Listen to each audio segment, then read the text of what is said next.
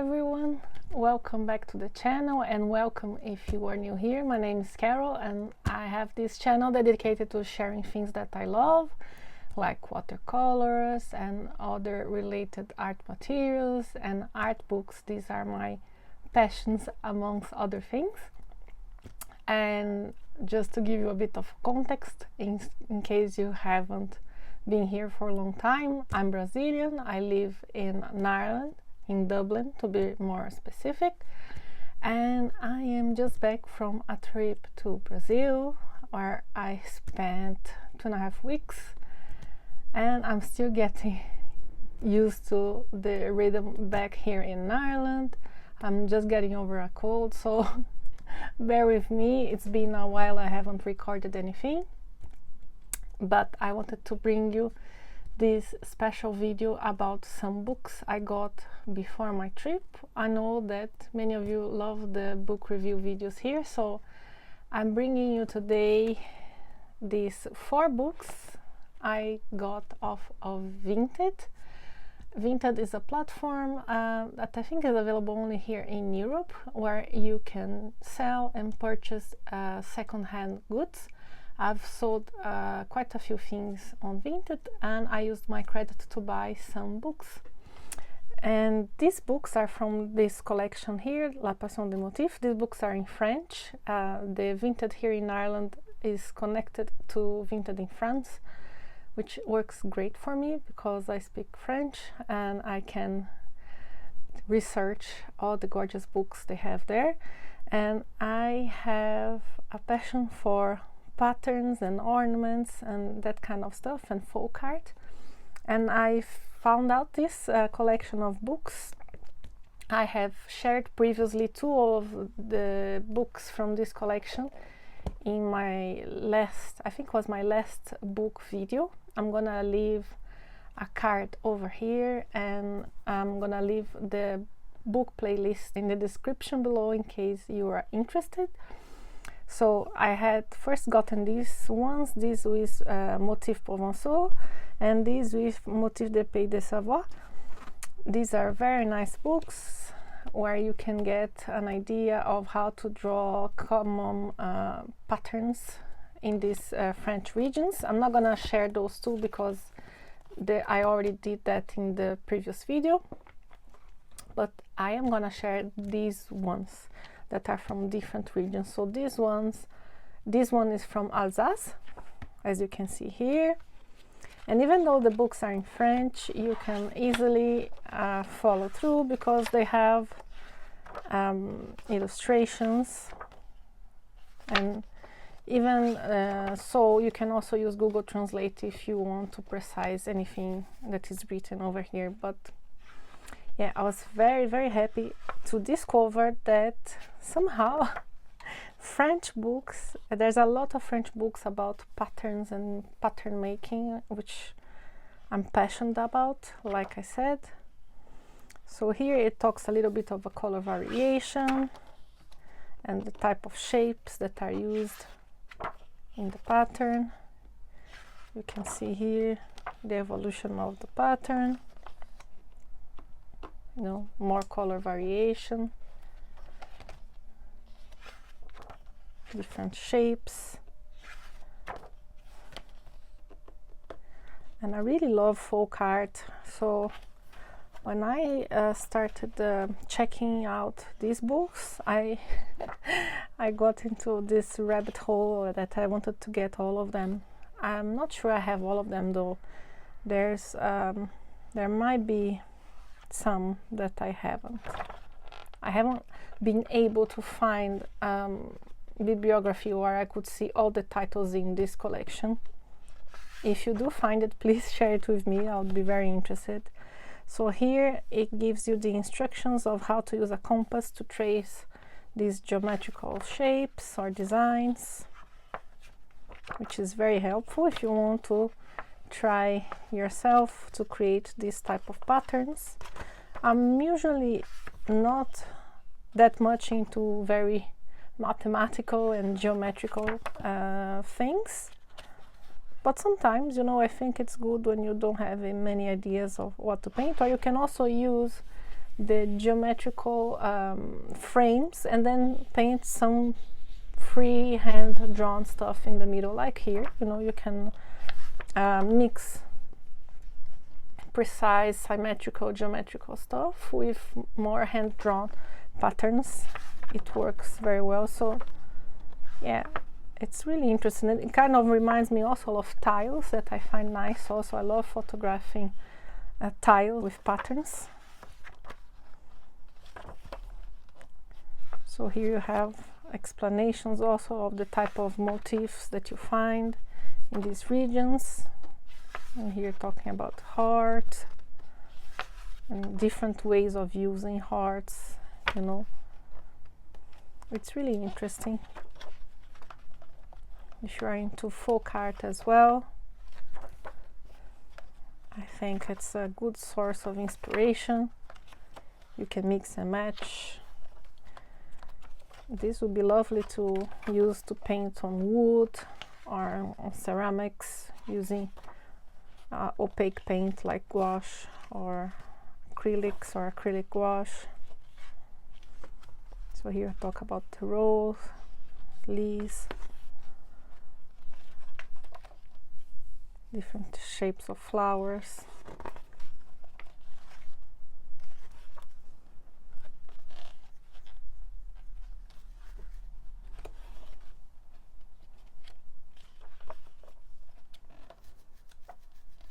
And here it gives more explanations about how to draw these different motifs of flowers.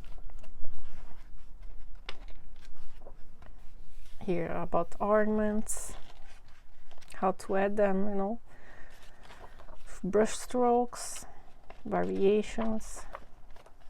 I have always been fascinated by ornaments and patterns, even though I don't use them a lot in my paintings. I would like to incorporate more of it.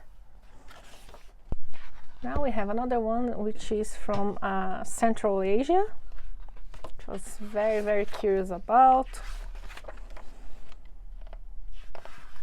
Talk about Persia. Here you have some photos with examples of these motifs or patterns being used. The colors, it's very useful also to give you some ideas of color palettes that would suit these patterns. Look at this, how beautiful it is. And here we start with the motifs.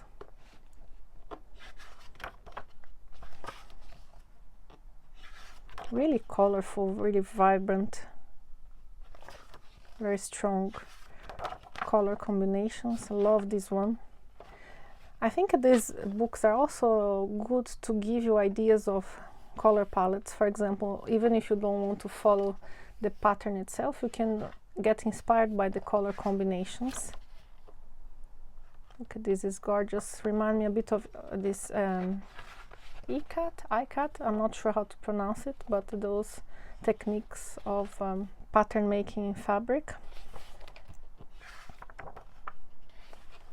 The books follow all the same, more or less the same structure. They talk about the evolution of the pattern, the color variations, the shape variations, you know, from beginning to finished result. This one looks a bit like a mosaic. Effectively, it is a mosaic, and yeah, it's full of information, but not in an overwhelming way.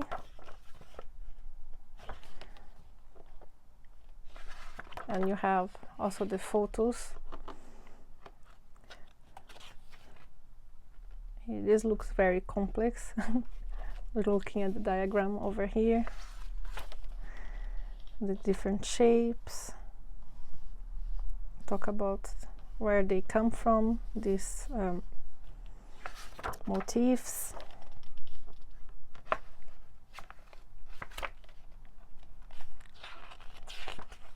All the type of pattern, like with tiles. This one is from Uzbekistan.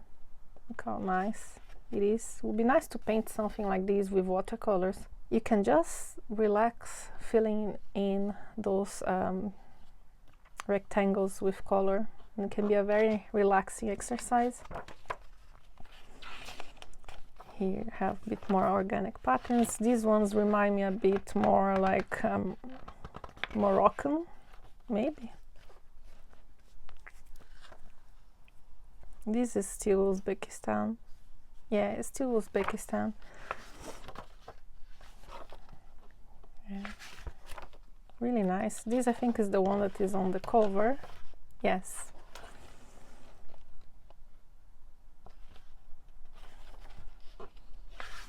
And of course you could use this with many different medium. You could use it with gouache or colored pencils, markers. Anything goes really, or a mix of different media. I would go through something like that. For example, if I wanted to replicate it, I would probably take a picture with my iPad and get it in black and white and use the iPad as a light table to transfer it to the watercolor paper. That's the tip for you. You can use the iPad as a light table. The only thing you have to do is to set up, I forgot the name now, but when I'll be editing I'll check that out and I'll put here on the screen the name of the setting. But you can enable type of shortcut in your iPad where you can freeze your screen so it doesn't move around when you touch it. Procreate or other software to get it nice and crisp, and then you use that to transfer to the watercolor paper. And here you have some flowers. Look how beautiful these are. I love also this very light green in contrast with the more vibrant colors of the flowers. A lot of black. It's not a color I think of using for patterns usually. This one really like the contrast here of the orange and the blue. Here you have some paisley types of motifs. They're all from Uzbekistan so far, all the indications I see here. Very nice blue one.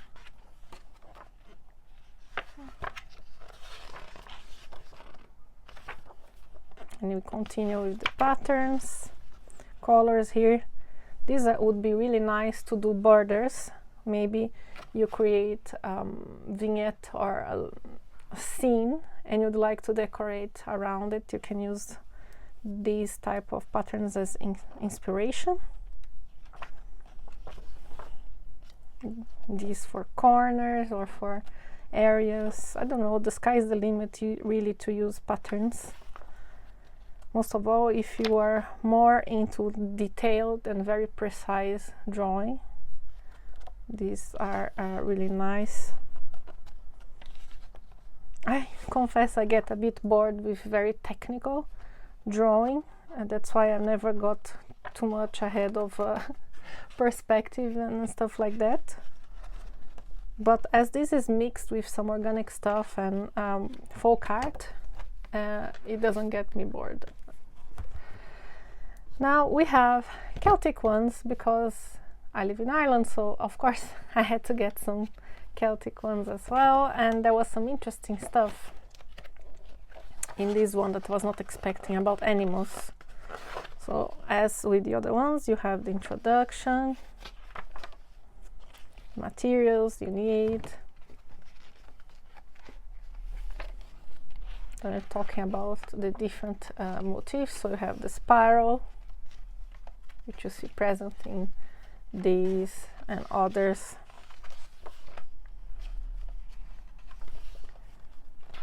A lot of different uses of spirals, the color variation. Let me just move a little bit, yeah.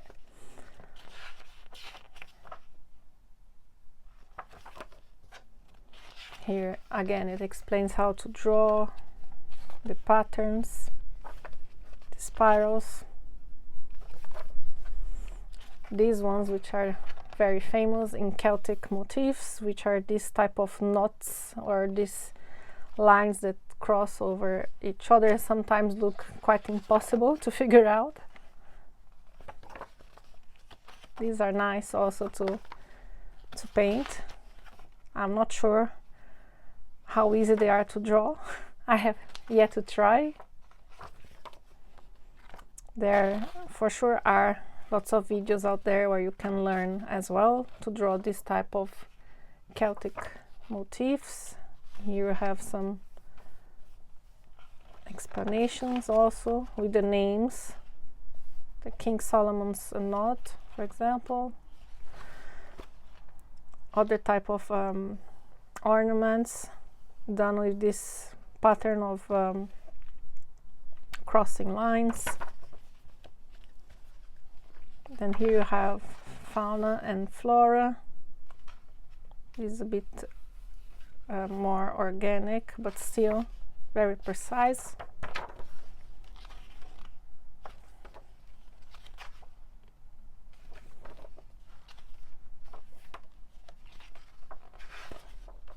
And this is the part that got me curious in this book, where it talks a little bit about animals and examples of animals drawn in this Celtic way, which I found very interesting and inspiring. And here's teaching how to draw, for example, of the peacock. This is, for example, taken from the Book of Kells that is here in Dublin. And we have labyrinths.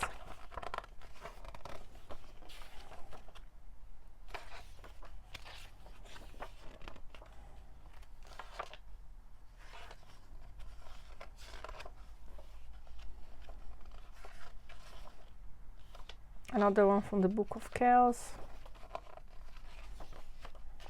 And then we come to the letters, which are also very ornate.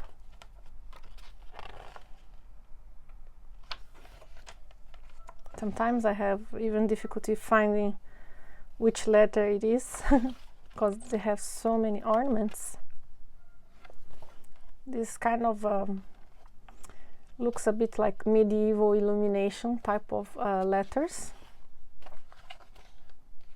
which will lead me to the next book in the collection, and the last one, which is this one, Ornate Letters.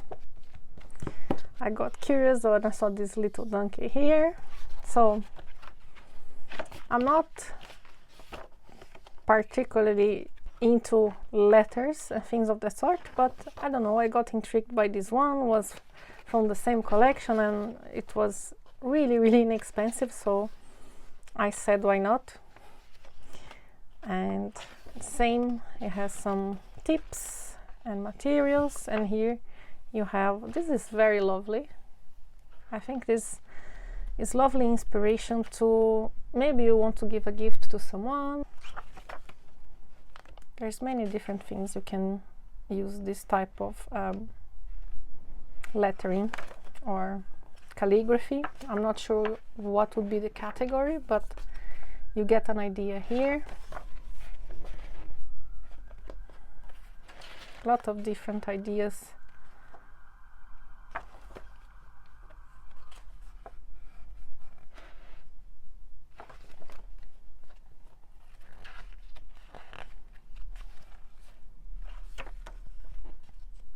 Here giving some different color combinations, and here you have the whole alphabet with bamboo. Here we get into animals.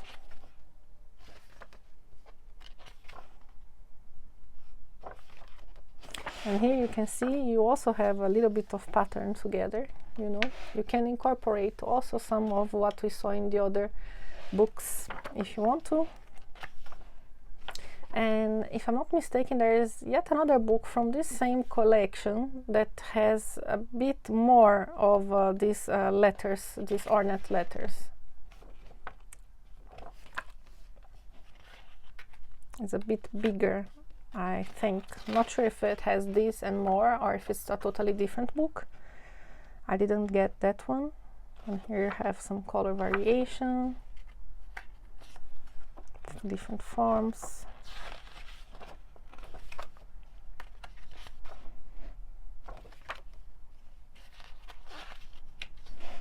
And this would be a very nice opportunity to use metallic watercolors. For those of you that say you don't really use metallic watercolors, I think with these they would be very nice, because like I said, they remind me a bit of this illumination, you know, medieval manuscripts with calligraphy and these big fat ornate letters, and they usually have gold leaf. So you can simulate the gold leaf effect using metallic watercolors. Will be really nice, you know, for details. Like here, for example, you could use golden for the details over here.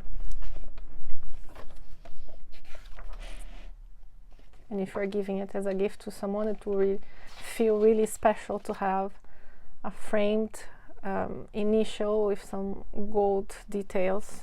Look at this, how very calligraphic it looks. And if you make it big enough, it shouldn't be that hard to apply the metallic watercolor.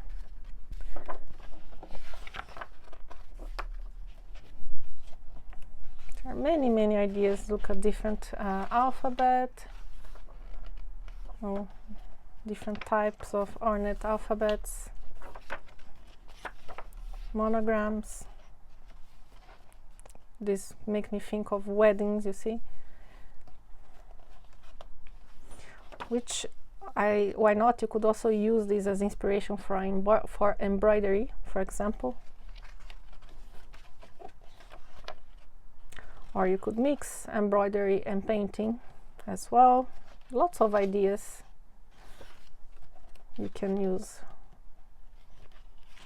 These are coming off the top of my head, but you can also find many more ways to get inspired by books like these, I'm sure.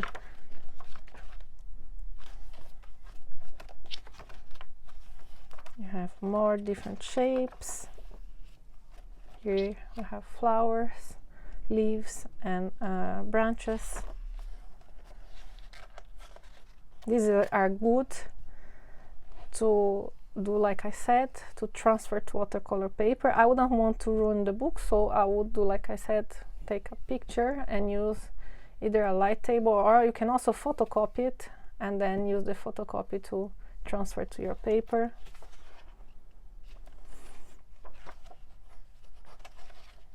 This is the one that I showed before. You see, so they give you the outlines for you to work from. And this was the last book from this lovely collection, La Passion des Motifs. I hope you enjoyed this little book video. Let me know in the comments what you think. If you have other books to recommend to me, I'd love to hear from you. And I hope to see you here soon. Take care. Bye.